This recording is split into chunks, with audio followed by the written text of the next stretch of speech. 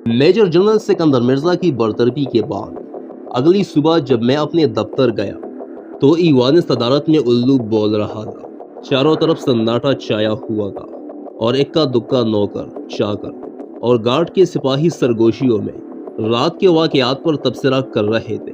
General Ayub Khan نے صدارت کا عہدہ سنبھال لیا تھا لیکن وہ ابھی ایوان صدر میں منتقل نہیں ہوئے تھے. مجھے یقین تھا کہ اب مجھے اس بیت الجن سے چھٹکارا نصیب ہو جائے گا کیونکہ نئے صدر کے لیے فوجی لوگ ضرور اپنی پسند کا سیکرٹری رکھنا چاہیں گے. میں نے اپنے کاغذات درست کیے اور دستور کے مطابق اپنی چارج رپورٹ تیار کر ہی رہا تھا کہ یکایک یونیفارم میں ملبوس جنرل ایوب خان میرے کمرے کی کھڑکی میں نمودار ہوئے. وہ اتنے طویل القامت تھے کہ اگر کھڑکی کے پاس سیدھے کھڑے ہو کر بولتے تو چھت کے ساتھ باتیں کرتے نظر آتے. انہوں نے جھک کر کھڑکی کی چوکھٹ سے آگے والی دہلیز پر اپنے دونوں ہاتھ رکھے اور مجھے باہر آنے کو کہا. مجھے ساتھ لے کر وہ کافی دیر تک باہر چبوترے پر ٹہلتے رہے. پہلے انہوں نے سکندر مرزا کے ساتھ اپنی دیرینہ دوستی کا ذکر کیا، پھر پچھلے 2-3 ہفتوں کے دوران ان کی سازشوں اور بے وفائیوں پر طویل روشنی ڈالی. مجھے ان کی اس گفتگو پر بڑی حیرت ہوئی. جنرل ایوب خان سے میرے کوئی قریبی مراسم نہ تھے، یوں ہی دور سے رسمی سی ملاقات تھی. میرا خیال ہے سکندر مرزا کو برطرف کرنے کا ان کے ذہن پر کسی قدر بوجھ تھا. وہ اس قسم کی گفتگو کر کے اپنا بوجھ ہلکا کرنا چاہتے تھے. صبح سویرے میں پہلے سیویلین تھا جو ان کے ہاتھ آ گیا، چنانچہ انہوں نے مجھے اپنی ذہنی چاند ماری کا تحتہ مشق بنا کے سکندر مرزا کے ساتھ اپنی وفاداری کا حق ادا کر دیا. انسان کے دماغ میں ایسی خودکار مشین نصب ہوتی ہے جو اندرونی اضطراب کے وقت اسے اپنی مرضی کی سکون آور گولیاں بنا بنا کر کھلاتی رہتی ہے. اس روز صدر ایوب خان کی پہلی کیبینٹ میٹنگ ہونے والی تھی. کچھ وزیر برآمدے میں آ کر جمع ہو گئے تھے. انہیں دیکھ کر صدر نے کہا، میں چاہتا ہوں کہ کابینہ کی پہلی چند میٹنگوں میں تم بھی بیٹھو تاکہ تم میرے خیالات سے واقف ہو جاؤ. یہ موقع ہاتھ آتے ہی میں نے گزارش کی، جناب، دراصل میں اپنی چارج رپورٹ مکمل کر رہا تھا تاکہ آپ اپنی پسند کا نیا سیکرٹری متعین کر دیں. یہ سن کر صدر ایوب چلتے چلتے رک گئے اور بولے، ہم فوجی لوگ ہر بات کی تحقیق کرنے کے عادی ہیں. ہم نے انکوائری کر لی ہے، تم کسی چیز میں ملوث نہیں ہو، اس لیے میں نے تم کو اپنا سیکرٹری مقرر کرنے کا فیصلہ کیا ہے. یہ سن کر میرا نفس کچھ پھول سا گیا. نفس جتنا فربا ہو عقل اتنی ہی کمزور پڑ جاتی ہے اور قوت فیصلہ پر خود فریبی کا غبار چھا جاتا ہے. میرا بھی حشر ایسا ہی ہوا.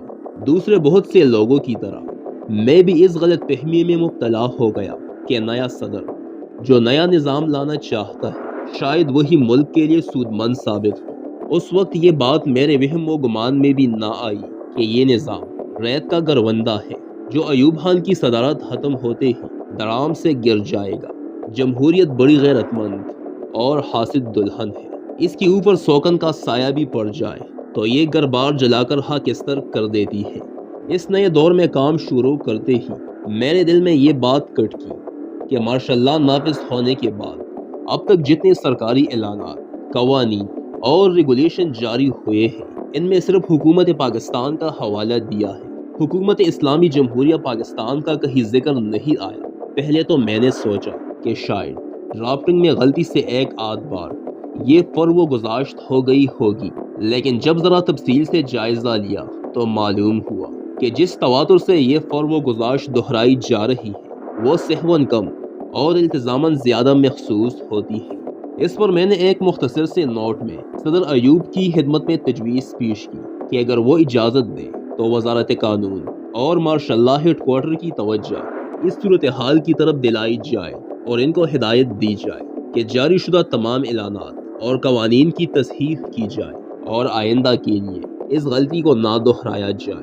صدر ایوب کا قاعدہ تھا کہ وہ فائلیں اور دوسرے کاغذات روز کے روز نپٹا کر میرے پاس واپس بھیج دیا کرتے تھے، لیکن معمول کے برعکس یہ نوٹ کئی روز تک میرے پاس واپس نہ آیا.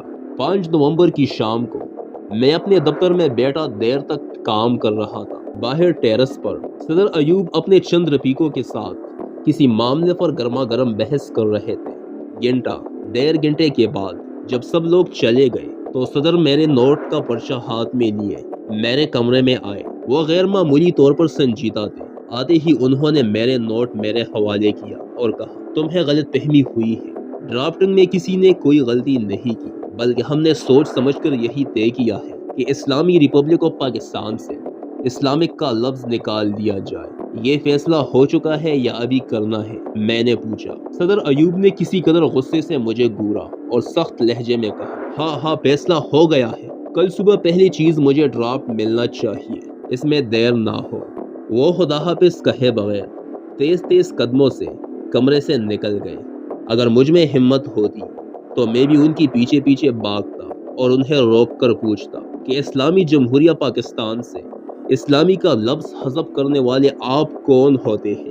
لیکن اتنی ہمت مجھ میں نہ تھی، اس لیے میں نے بھی دم دبائے چپ چاپ گھر واپس آ گیا۔